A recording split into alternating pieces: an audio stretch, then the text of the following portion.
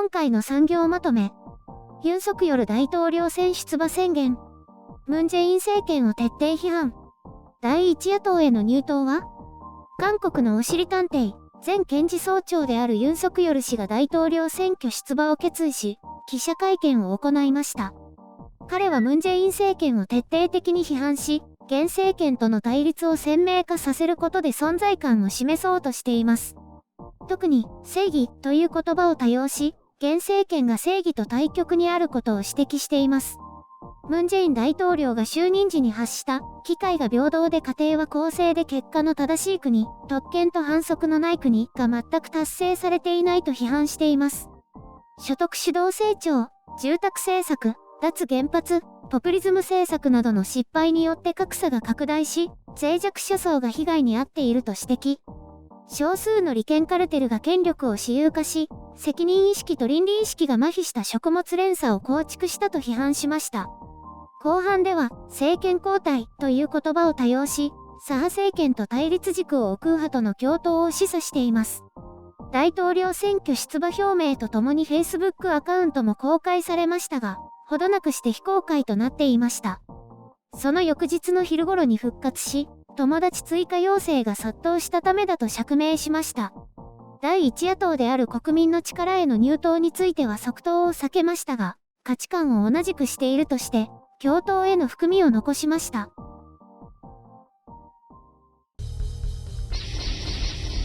編集所感。今回の概要。ユン・ソクヨルってどうなの？韓国の大統領選挙戦。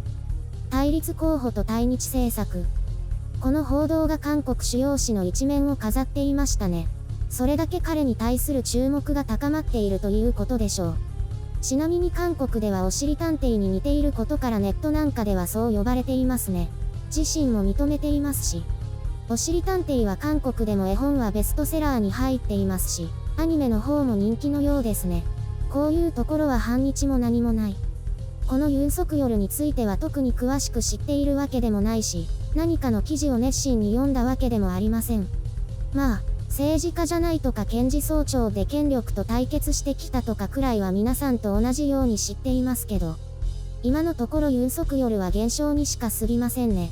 ムン・ジェイン大統領が支持率を下落させる中、対立軸として生まれてきた存在です。元検事総長という肩書きは、権力に屈さずに正義を貫き通すという良いイメージを与えますが、政治はそれほど直線的ではありません。政治家としての能力は未知数だと言われていますが、政治成功は基本的には反ムン・ジェイン、典型的右派といった感じです。外交など曖昧な部分についてはとりあえずムン・ジェインと反対のことを言い、右派の主張に合わせるようなところが伺えます。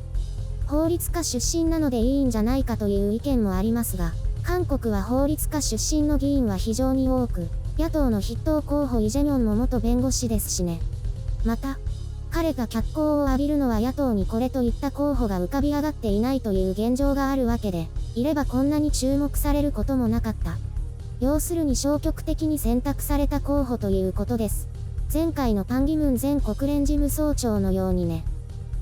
与党の若者党首は残念ながら大統領選挙出馬資格がないそうなのでこのような事態が続いているというわけです。韓国の大統領選挙なんて所詮二大候補の対立構造なので、そういう形が作れれば何でもいいというところでしょう。お互いがお互いを罵って、ひたすら反対のことを言い続けるだけですから、わかりやすい方が盛り上がって良いわけです。おおむね岩盤支持層はほぼ同率で決まっていて、一部の極左や中道、無党派層の票をどう取り込むかが焦点となります。さらにはどうでもいいことをほじくり出して批判合戦を行うことになるので、ネガティブキャンペーンの組織力も影響してくるでしょう。そういうバカバカしい批判を耐え抜いてこそ大統領にたどり着けるという制度なので、まあそれ自体をくだらないと言っても仕方がないです。次回の選挙はこれまでのムン・ジェインやらパク・クネのような大物不在が鮮明化していて、候補者選び自体が難航していたようですからね。与党共に民主党も、ユン・ソクヨルに続いて支持率2位につけているイ・ナギョンは過激発言で注目を浴びた人ですしね。一時期は韓国のトランプだとかドゥテルテだとか言われていた人物ですから、今は多少おとなしくなったようですけど、この人は意外と保守層や若者なんかにも人気があるとされていて、野党からすると強敵扱いされていましたけどね。ただ、所詮韓国の左派であるわけで、大統領になったら米国より先に北朝鮮に行くだとか、反米を強烈に主張していますから、そこは嫌悪感を抱かれかねない。反米姿勢からドゥテルテだとかベネズエラのチャベス元大統領のようだとか言われているわけですけどね。ちょっと非現実的すぎて受け付けないです。日本のメディアではユン・ソクヨルが日韓関係を改善すべきだと主張してやや注目を浴びているようですね。日韓対立を生んだのはムン・ジェイン大統領のせいだとここでも政権批判に結びつくわけです。まあ韓国保守もどちらかというと親日だしね。経済に関してはいわゆる戦略的互恵関係でいいんじゃないかと私は思いますから別にあれこれは言いませんけど、どれほど考えがあるのかは怪しいです。どのみち政策の穴は開き放題でしょうから、選挙で勝ち抜くためには野党国民の力の協力は必要不可欠で、さっさと入党して分かりやすくすべきです。話だけ聞いていれば、めっちゃ真面目で良い大統領になりそうに思えてきますが、誰しも選挙中はこんな感じ。蓋を開けて韓国国民もびっくり。というのがいつもの展開です。なので過度な期待はしないけど、左派政権が続くのはうんざりです。どっちもどっちなんだけど。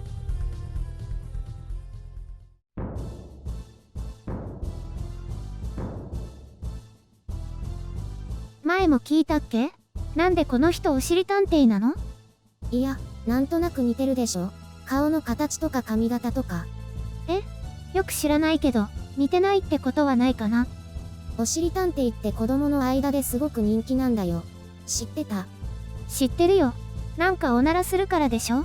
お下品だよね。私もよく知らないけどそうらしいね。人気あるの男の子だけだよ。ところでこれって本人は怒らないの？ほら、習近平は熊野プーさんで怒ってたんでしょ？怒らないでしょ、普通。だいたい Facebook の自己紹介欄に自分で書いてるよ。おしりたんていに似ているということって。あ、そうなんだ。そういう冗談は通じる人なんだね。そうらしいよ。検事総長だったっていう割にはね。そうそう。私もそう思った。ところでこの人は政治家じゃないんだね。政治家じゃなくても大統領になれるの？別に議員経験者じゃないとダメってことではないね。大統領ってのはそういうものなのかも。ほら、トランプ氏も政治経験全くないのに大統領になったしね。へえ、そうなんだ。日本は無理だよね。日本は首相だから、制度が全く違う。ちなみに韓国も首相は国会議員からだと思うけど。多分。あ、韓国にも首相っているんだ。政治のトップと国のトップの違いってところかな。ちょっと立ち位置が違うんだよ。韓国の大統領選挙もアメリカみたいに直接決めるの？米国は選挙人を選ぶだけだから実際は直接投票ではないよ。あれ？学校ではそう習った気がしたけど違うんだ。知ってる。私の時もそう言ってたけどデタラメだよね。何が直接選挙制度だよ。韓国もアメリカ式ってこと？いや、韓国は本当に直接投票するよ。だからこうやって人気取りな選挙戦になるんだよ。集まれ、白雪姫のてんこ盛り。今も週に3日ほどテレワークしてるんだけどね。選挙カーが通ってるね。東京都議会議員選挙ね。正直やかましいわ。選挙カーには思い出があるんだ。乗ったことあるとか？違う違う。幼稚園くらいの時だったと思うんだけど、父親のお母さん、つまり私の祖母、おばあちゃんのお話。私と姉はそのおばあちゃんのことを、ばあばちゃんって呼んでた。なんか最近そのばあばとかじいじとか聞くね。やだな。私はおばさんって呼ばれるだけでもムッとなるのに。確か母の方のおばあちゃんと区別するための呼び方だったんだと思うよ。あ、そういうこと？それでもばあばは嫌だな。ばあばちゃんはお茶目な性格で、顔は藤谷美和子って人に似てるって周りからよく言われてたみたいよ。昔のアイドルの人だけど知ってる？確かちょっとやばい感じの人だっけ？そうそう。今この人どうしてるのかな？芸能界引退したみたいだけどね。可愛い人だったみたいよ。なんとなくそんな感じだったと思う。ばあばちゃんはね、遠くに住んでいる人でね、あんまり会ったことなかったんだけど、その日はなぜか父と母が不在で、小さかった私と姉の面倒を見るために遠くから来てくれてたの。幼い頃の記憶だけどはっきり覚えているのは、ばあばちゃんがね、ベランダから外を見てた時のこと。二人ともちょっとこっちにおいでって言われて、姉と一緒にベランダに出たの。ばあばちゃんが、いい？見ててごらんって言って、ゆっくりと右手を上げて外を走る車に向かって優雅に手を振ったんだよ。そしたらね、すごいことが起こったの。その車に乗っている人がね、ばあばちゃんに気づいて。ありがとうございます。いつもありがとうございます。どうぞよろしくお願いいたします。ってスピーカーのようなものを使って大きな声ですごい激しく手を振りながらお礼を言っているの。ばあばちゃんは別の県に住んでいる人なのにってびっくりしたよ。本当は有名な人だったんだ。ばあばちゃんは誰もが知っているすごい人なんだ。って。うわ、なにこれ、超ウケる。ばあばちゃんすごい。って興奮しながら言ったらね、うふふ、すごいでしょ。あんたたちが手を振ってもダメよ。私だからよって言ってたの。それでね、私もベランダの柵から手を振ってみたんだけど、気づいてたみたいなのにスーッと言っちゃったんだよ。子供だけだとダメだよ。有権者じゃないからね。ってことでしょ？そうみたいだね。あれが選挙カーだったっていうのを知ったのは、ずいぶん後になってからだったよ。